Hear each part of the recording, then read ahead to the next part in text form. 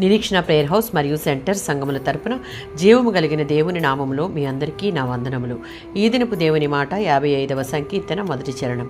దేవా చెవియొగ్గి నా ప్రార్థన ఆలకించుము. 17వ సంకీర్తన మొదటి చరణం.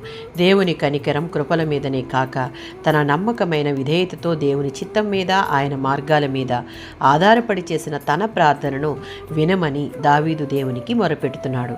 దేవునిని సంతృప్తిపరచడంలో దావీదుకు కపట ప్రవర్తన లేదని దేవుడు అతని హృదయాన్ని వెదికి తెలుసుకున్నాడు. తనను ప్రేమించి గౌరవించే వారి ప్రార్థనలు వింటానని దేవుడు వాగ్దానం చేశాడు. దేవునికి మనం చేసే నిజమైన ప్రార్థనకు మనలో ఉండవలసినవి నిర్మలమైన మనస్సాక్షి, పవిత్రమైన జీవితం అని దావీదు చెప్తున్నాడు. అప్పుడు మాత్రమే మనం చేసే ప్రార్థన ఆయన చెవియొగ్గి ఆలకిస్తాడు. 1 పేతురు పత్రిక 3వ అధ్యాయం 12వ వచనం. ప్రభువు దృష్టి నీతి న్యాయాలను అనుసరించి జీవించే వారి మీద, ఆయన చెవులు వారు చేసే ప్రార్థనల మీద ఉంటాయి. ఒక క్రైస్తవునిగా మన జీవితం దేవుని దృష్టికి యోగ్యకరంగా జీవించినప్పుడే మనం చేసే మొర ఆయన చెవులను తాకుతుంది.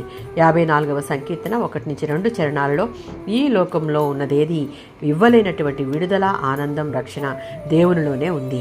దీన మనసుతో ఆయనకు సంపూర్ణ విధేయత కలిగి మనకున్న ప్రతి పరిస్థితిని బట్టి ఆయన సన్నిధిలో మన హృదయాలు కృమ్మరించి ప్రార్థిస్తే తప్పక ఆయన మన మొర ఆలకించి మనకు న్యాయం తీర్చి మనకు సహాయం చేసే దేవుడు.